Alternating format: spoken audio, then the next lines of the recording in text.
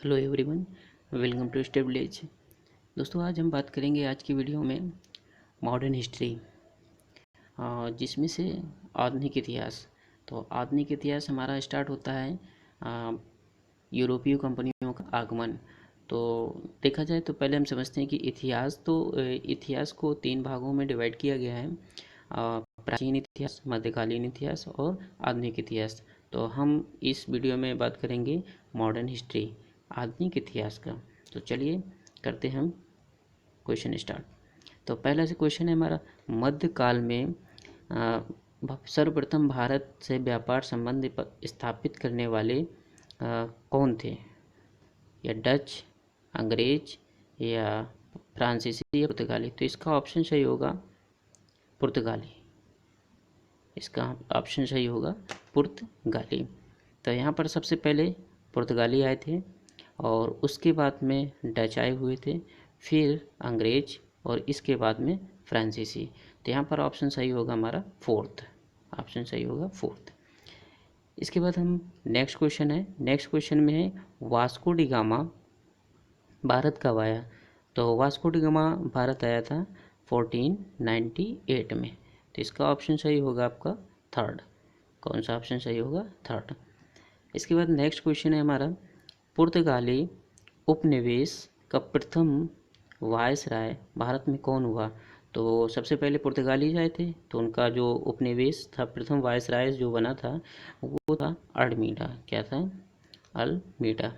और अल्मीडा के बाद में अल्बुकर्क भी आया था। ठीक है, तो सबसे पहले यहाँ अगर बात करते हैं तो वास्को डी गामा आया था, उसके बाद में अल्मीडा आया और अल्बुकर्क भी आया। तो इसका ऑप्शन सही होगा अल्मीडा। नेक्स्ट क्वेश्चन है हमारा, निम्नलिखित में से कौन ब्लू वाटर नीति से संबंधित है? तो हिंद महासागर पे एक ब्लू वाटर नीति बनाई थी और ये बनाया था पहला मैंने। इसका ऑप्शन सही होगा थ्री। तो यहाँ पर समझते हैं कि ब्लू वाटर नीति थी क्या? तो ब्लू वाटर नीति थी कि हिंद महासागर पे जो पुर्तगालीज थे तो उन्होंने अपना एकाधिकार जमा लिया था, तो वहाँ से अन्य दूसरे जो व्यापारियों के जहाज़ वहाँ से गुजरते थे तो उनको उनके लिए कुछ धन या कुछ पैसा के लिए पे करना पड़ता था। तो ये नीति जो थी वो ब्लू वाटर नीति से जानी जाती थी। नेक्स्ट क्वेश्चन हमारा आता है कि वास्को डी गामा कालीकट पर किस वर्ष आया? तो अभी ऊपर भी डिस्कस किया था, वास्को डी गामा 1498 में आया। तो इसका ऑप्शन सही होगा टू। इसके बाद हम नेक्स्ट क्वेश्चन है, निम्नलिखित में से किसने वास्को डी गामा का कालीकट में स्वागत किया था? तो वास्को डी गामा का कालीकट में वहाँ के तत्कालीन शासक थे जमोरियन। तो जमोरियन ने वहाँ पर स्वागत किया था। तो इसका ऑप्शन सही होगा टू। अब नेक्स्ट क्वेश्चन है, कोलंबस किस देश का था? तो कोलंबस किस देश का था? तो यहाँ पर हम जानेंगे कि कोलंबस जो था स्पेन का था। कहाँ का था? स्पेन का। तो इसका ऑप्शन सही होगा फर्स्ट। और यहाँ पर ये भी जान जाते हैं कि पुर्तगाल, तो पुर्तगाल कंट्री से जो पहला यात्री आया था जिसने कि भारत की खोज की, वो वास्को डी गामा था। और कोलंबस जो था जिसने अमेरिका की खोज की थी। अगर यहाँ बात करें हाईलैंड की बात करते हैं तो हाईलैंड से यहाँ पर आया था हमारा, हाईलैंड से तस्मान, जिसने तस्मेनिया और न्यूजीलैंड की खोज की थी। और वहीं पर ग्रेट ब्रिटेन की बात करें तो ग्रेट ब्रिटेन से एक यात्री आया था जिसका नाम था कैप्टन कुक, जिसने से ऑस्ट्रेलिया की खोज की थी। चलिए नेक्स्ट क्वेश्चन में बढ़ते हैं हम। क्वेश्चन, भारत में पुर्तगाली शक्ति का वास्तविक संस्थापक कौन था? तो भारत में पुर्तगाली का वास्तविक संस्थापन अल्बुकर्क को माना जाता है। किसको माना जाता है? अल्बुकर्क को। हालांकि उससे पहले जो था उसके पहले अल्मीडा था, लेकिन वास्तविक शक्ति का संस्थापक जो है वो अल्बुकर्क को माना जाता है, क्योंकि बीजापुर के शासक से वहाँ से इन्होंने उससे गोवा बीजापुर शासक से ही छीना था। चलिए नेक्स्ट क्वेश्चन में हमारा है कि पुर्तगालियों ने भारत में निम्नलिखित में से किस स्थान पर प्रथम दुर्ग का निर्माण कराया था? तो इसका ऑप्शन सही होगा हमारा कोचीन। तो सबसे पहले कोचीन में कराया था, जो कि इसका टू ऑप्शन सही है। इसके बाद में उन्होंने कन्नौर और अजदीव में भी कराया था। अब यहाँ पर बात है कि जो भारत का प्रथम दुर्ग निर्माण था और यूरोपो कंपनी का भी ये प्रथम दुर्ग निर्माण था। भारत में भी पहला ये दुर्ग निर्माण था। अब इसके बाद में आता है किन यूरोपियों ने भारत में समुद्रिक व्यापारिक केंद्र स्थापित किया। तो सबसे पहले यहाँ पर पुर्तगाली आ जाए थे, तो पुर्तगाली ही ने किया था। चलिए नेक्स्ट क्वेश्चन है हमारा, बंगाल में निम्नलिखित फैक्ट्रियों में से एक जो पुर्तगालियों द्वारा स्थापित की गई थी तो वो कौन थी। तो वो हुगली में, कौन थी वो, हुगली थी, जो कि बंगाल में पुर्तगालियों द्वारा स्थापित की गई थी। नेक्स्ट क्वेश्चन है हमारा कि हुगली को बंगाल की खाड़ी में समुद्री लूटपाट के लिए किसने अड्डा बनाया था। तो ये पुर्तगालियों ने ही इसको अड्डा बनाया था। नेक्स्ट क्वेश्चन है हमारा कि निम्नलिखित में से कौन सा कोलकाता का संस्थापक था। तो यहाँ पर कोलकाता के जो संस्थापक थे वो थे जॉब चारनाक। तो ये जॉब चारनाक जो थे एक मीर कासिम जो बाजार थी वहाँ के एक अधिकारी थे और इन्होंने ही ये कोलकाता की स्थापना की थी। चलिए नेक्स्ट क्वेश्चन हमारा आता है, भारत के साथ व्यापार के लिए सर्वप्रथम संयुक्त पूंजी किन लोगों ने आरंभ की थी। तो सबसे पहले संयुक्त पूंजी के लिए इन्होंने डच ने किया था। इसका ऑप्शन 2 सही होगा। नेक्स्ट सवाल आता है हमारा कि भारत में ईस्ट इंडिया कंपनी की सफलता का राज क्या था। तो यहाँ पर है भारत में राष्ट्रीय भावना की कमी। तो यहाँ पर ये होगा कि भारत में राष्ट्रीय भावना की कमी थी। कंपनी ने सेना और पश्चिम प्रशिक्षण मिला था, उनके पास आधुनिक हथियार थे, ये भी बात सही है। और भारतीय सैनिकों में राष्ट्रीय भावना का अभाव था, जिसके फलस्वरूप कोई जो उन्हें अच्छा वेतन दे देता अपनी सेवा में लगा सकता था, ये भी सही है। तो इसमें उपरोक्त क्या होगी, तीनों सही। तो इसका ऑप्शन जो सही है वो है 4th।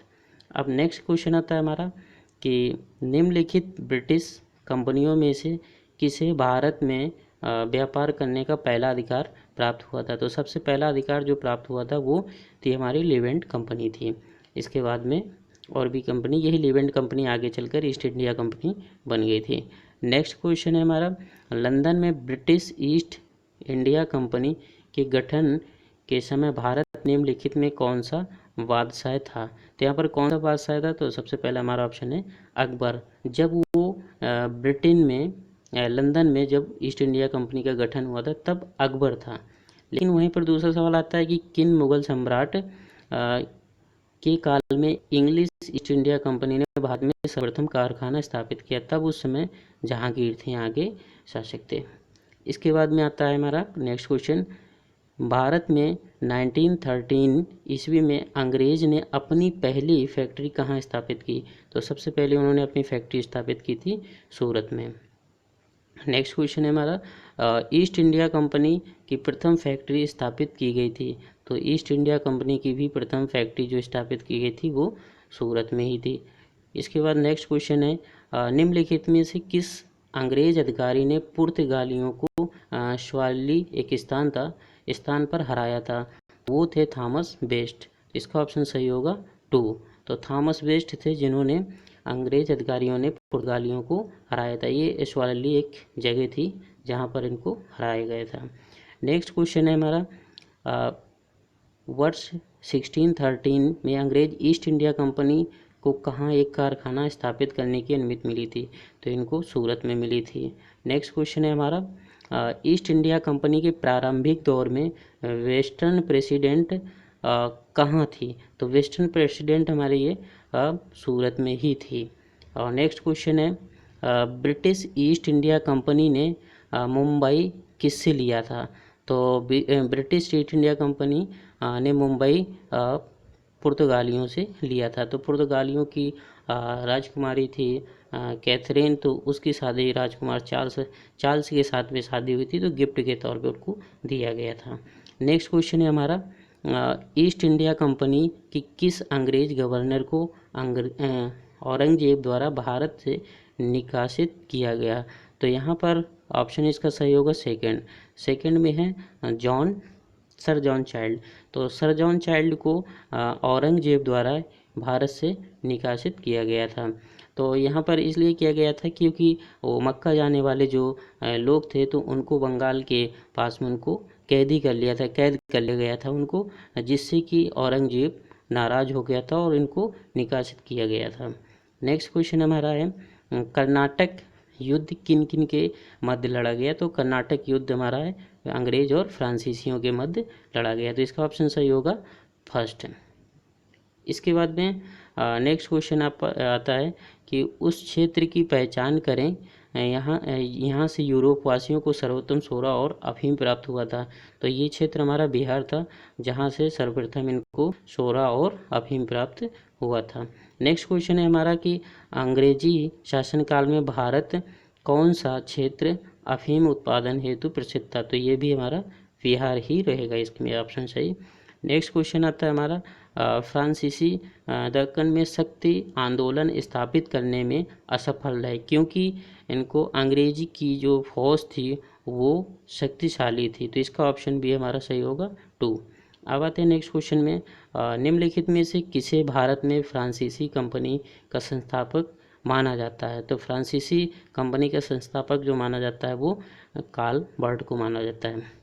तो आई होप कि ये वीडियो आपको अच्छा लगा होगा। अगर वीडियो अच्छा लगे तो लाइक करें, शेयर करें और चैनल को सब्सक्राइब करें। डेली आपको ऐसे ही हिस्ट्री से सीरीज की वीडियो आपको मिलती रहेंगी, मॉडर्न हिस्ट्री से। तो चाहिए और चैनल को सब्सक्राइब करिए।